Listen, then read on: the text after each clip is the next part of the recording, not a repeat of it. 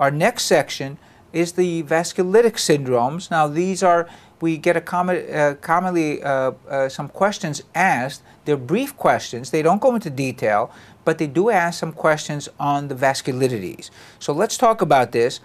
We'll talk first about Wegener's. This is a common case that they ask one question on the boards about. Wegener's usually is a small vessel vasculitis. It involves basically three systems. I refer to them as three systems. It involves the respiratory tract, the upper respiratory tract, causing a sinusitis and a chronic rhinitis. So these patients usually say, you know, I've had a chronic sinusitis, I always have congestion, my nose is always running. So those kind of symptoms. And then the second system it involves is the lower respiratory, where it causes pulmonary infiltrates, hemoptysis, lung involvement, and so forth. And then the third system it involves are the kidneys, where it causes a necrotizing glomerulonephritis. So three systems: upper respiratory, think of the symptoms it causes there, you know, sinusitis and rhinitis; lower respiratory, lung involvement, hemoptysis; and three, kidney involvement, right? So necrotizing glomerulonephritis, so you're going to see evidence of that. The creatinine is going to be elevated. The urine analysis is going to have protein and red cells because it's an active sediment, and so forth. Always consider Wegener's glomerulonephritis and Wegener's vasculitis in people with chronic sinusitis. Always, this is why in chronic sinusitis we always have to do CAT scans and exclude things like Wegener's granulomatosis, where acute sinusitis, we just treat it and, you know, make sure it goes away. Chronic, though, chronic sinusitis, we have to do CAT scans, we have to evaluate further and look for diseases like Wegener's granulomatosis. They ask us on the boards, what blood test or what antibody is associated with Wegener's granulomatosis? And the answer is the C-ANCA. The C-ANCA is associated with it, but it's not diagnostic of Wegener's. Remember, this is a vasculitis, so you want to confirm the diagnosis 100%. Always in vasculitides, the diagnosis is confirmed by biopsy. Please remember that in all these syndromes that we're going to talk about, you're going to confirm the diagnosis by biopsy. What do we biopsy? Usually the most simple areas, right? So, for example, a kidney biopsy is difficult to do. It's not that easy, right? Biopsying the nasal septum in these patients is very easy. And remember, we said this is one of the systems involved. So the nasal septum biopsy, patients that you consider to have Wegener's, is the way to go. If you don't find anything there, then you could go for more invasive procedures, right? Like kidney biopsy or lung biopsy and so forth. Now, this is an interesting disease. When it was discovered about 100 years ago, Dr. Wegener, the person who discovered it, those patients, if you look at the old, the stuff on Wegener's, 95% of those patients died within 5 years. Now, if you confirm the diagnosis by biopsy, so you know you're pretty sure about the diagnosis, and you treat it with steroids and cyclophosphamide, that's the treatment, 95% of those patients live more than 5 to 10 years. They do very well, actually. So this is a very treatable disease as long as you're sure about the diagnosis. So when you put them on steroids and, you know, these immune agents like cyclophosphamide, right, you're pretty sure that you know what you're treating. Please be careful. You cannot confirm the diagnosis of Wegener's just on a C-ANCA positive. So they can't ask us on the boards, you know, does a C-ANCA confirm Wegener's? The answer is no, it doesn't confirm. It's associated with Wegener's. It may be seen in some other diseases too. So please be careful of that. The C-ANCA is just suggestive of Wegener's. How do we confirm the diagnosis? Only by biopsy, and then we treat them with these drugs that are not so benign, but that's the treatment and they do very well. So there's going to be probably one question about Wegener's. They like to ask a question about this disease because it's not uncommon, because it's also very treatable. The second vasculitides is polyarteritis nodosa, and then along with that we're going to talk about Sjögren's. You also should think about polyarteritis nodosa along with Sjögren's together, those diseases, you have to think about them together. They're both medium vessel vasculitides. In polyarteritis nodosa, it can involve any system, but it never involves the lung. So please remember that, no lung involvement in polyarteritis nodosa. It can involve any other system though. It commonly involves the small nerves, and it causes a mononeuropathy. I want you to remember that. Young patients presenting with these bizarre symptoms, if they have a mononeuropathy like a wrist drop or a foot drop, please be careful. You have to think of polyarteritis nodosa in these patients. They also have kidney involvement. So you'll see evidence of kidney involvement in the urine and the creatinine. They commonly involve the GI tract. And these patients sometimes present with this vague abdominal pain. Now, they ask us sometimes, well, how do we see GI tract involvement? And we're going to talk about it. You do an angiogram and you see all the aneurysms in the vessels in the GI tract. About 20 to 30% of these patients with polyarteritis nodosa have hepatitis B. I mean chronic hepatitis B. So you have to know that, because you have to diagnose this before you put the patient on the treatment for polyarteritis nodosa. Now there's other things here. Some people say maybe this is what the essence of polyarteritis nodosa and the other vasculitis syndromes is all about. That these patients sometimes, in predisposed patients, they get some kind of viral infection like hepatitis B, and it triggers the vasculitides in people that have predisposition to these diseases. So predisposed individuals get something like a viral infection and then the vasculitides. That's one of the theories. And in this case, it probably is because a lot of these patients have hepatitis B. So now let's talk about the hepatitis B issue, because this is very important. It seems that about 20–30% of patients with polyarteritis nodosa are positive for hepatitis B. I mean chronic active hepatitis B. Now, this is interesting for a couple of reasons. One, we clinically need to know these patients. We have to exclude active hepatitis B in patients with polyarteritis nodosa. Why? Because the treatment that we give them, steroids and immune agents and stuff like that, if the patient has chronic hepatitis B and you give them all this stuff and you don't treat the hepatitis B at the same time, then this disease flares up. So that's the most important reason clinically we have to know about this. The second thing is that it sheds a little light into the essence of the vasculitides, which is, the theory is that a lot of these patients are predisposed to getting a vasculitis like polyarteritis nodosa, and they get a type of viral infection like hepatitis B or some kind of other viral infection, and this viral infection precipitates the vasculitis in some way, form, or another. So that's interesting. But for us clinically, the most important reason is to know these patients that have active hepatitis B for treatment. So please remember, they may not ask us, well, what do we do after we've diagnosed these patients with hepatitis B, but they will ask us that we know the association that a lot of these patients with polyarteritis nodosa have active hepatitis B. Please remember that. Now, just like Wegener's, they have an ANCA antibody positive. There's a lot of these patients, and it's the P-ANCA. The P-ANCA, not the C-ANCA, the P-ANCA, but the P-ANCA is totally nonspecific.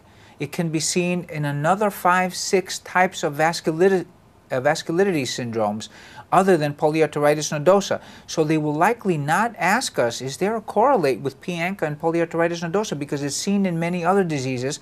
But if you like to know, yes, a lot of these patients have P-ANCA positive. The diagnosis, just like all the vasculitis syndromes, is made through biopsy. A nerve biopsy is the most common way to go here. There's other areas that you could biopsy, like the kidney, but the nerves, like I told you, they get a peripheral mononeuropathy. You have to biopsy the nerves to make a diagnosis, and then after this, they ask us about the treatment. The treatment is the same as Wegener's. It's the same treatment, so if we remember how to treat Wegener's, we remember how to treat polyarteritis nodosa, and I'll tell you a little bit further down, Churg-Strauss is treated exactly the same way. What's the treatment? Steroids and cyclophosphamide. So all these diseases basically get treated the same way, and they get diagnosed the same way. They may ask us about a question about a patient with vague abdominal pain, has this arthritis, has these weird symptoms, maybe has mononeuropathy or a foot drop, and then they tell you they did an angiogram because they were having abdominal pain and GI bleed, and they found these multiple aneurysms in the abdominal vessels, and this is classic for polyarteritis nodosa. So we don't usually use the angiogram to diagnose polyarteritis nodosa. We need the biopsy, but this is indicative of polyarteritis nodosa, the angiogram showing multiple aneurysms in the abdominal vessels. Churg-Strauss is like polyarteritis nodosa. It's a medium vessel vasculitis. It is very similar to polyarteritis nodosa, and the way I remember it, and I want you to remember it for the boards, it is exactly like polyarteritis nodosa, only now we have lung involvement, and these patients have asthma. So if they have asthma, they also have eosinophilia. So what's the classic finding in Churg-Strauss? It's same thing as polyarteritis nodosa, but lung involvement in a patient that has asthma, so they have eosinophilia along with that. That's what we have to remember. Please consider Churg-Strauss in any patient that has never had asthma before and all of a sudden gets asthma, and severe asthma, especially at an older age. Think maybe, this is a vasculitis really underneath this whole thing. So please remember that. The diagnosis, again, is made with a biopsy. In this case, it's because the lung is always involved. You do a lung biopsy, and how do we treat it? Exactly the same way as we treated polyarteritis nodosa and Wegener's, with steroids and cyclophosphamide. And that's a simple way to remember this. Going a little further down to now the large vessel vasculitis. So remember, we've had small vessel vasculitis, which is usually Wegener's, and then small but usually more medium vessel vasculitis. Small and medium vessels is polyarteritis nodosa and Churg-Strauss. More medium and less small, but there's some small vessel. And now large vessel vasculitis is temporal arteritis. Now temporal arteritis is the most common vasculitis that you will see in clinical practice. Anybody going into medicine, and probably any type of medicine, will see at least a case of temporal arteritis. And this is why they ask this very, very commonly on the boards. It's almost every year that they ask a question about temporal arteritis. Temporal arteritis, all these patients have to be over 50 years of age. In fact, most people say 60 years of age.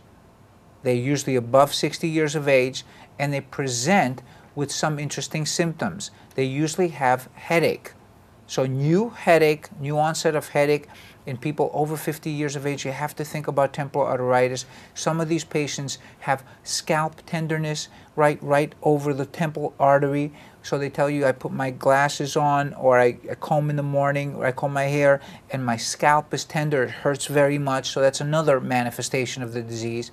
And then some of them will tell you that they have jaw claudication. In fact, they don't know what jaw claudication is, and they don't tell you they have jaw claudication. What they tell you is, I have difficulty chewing things, especially, meats, solid stuff, especially red meat that's tough. So they tell you, I eat the red meat and I get jaw pain all the time, and I get numbness, and I can't eat, red meat and stuff like that.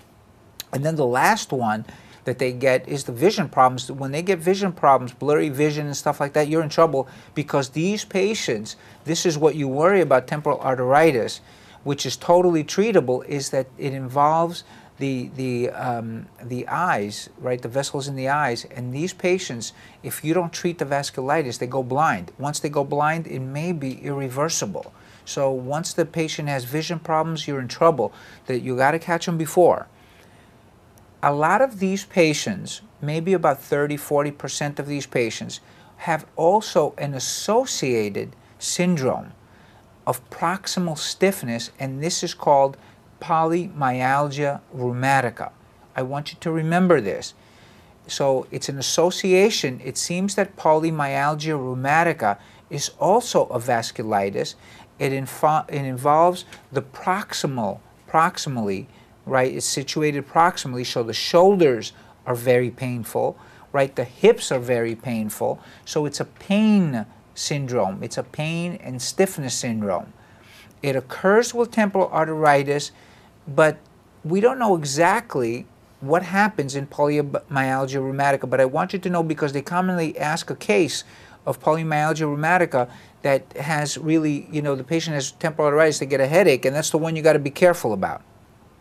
In patients with temporal arteritis, the erythrocyte sedimentation rate is always over 60, and the diagnosis is made by biopsy, temporal biopsy. Remember, the temporal arteries are collaterals, so you could take a big chunk there. In fact, you have to tell the surgeon or the ophthalmologist or whoever does the biopsy to take a big chunk out of the temporal arteries, because you don't want to miss temporal arteritis. They typically have skip lesions in between, so you have to take a big chunk out of there to make the diagnosis.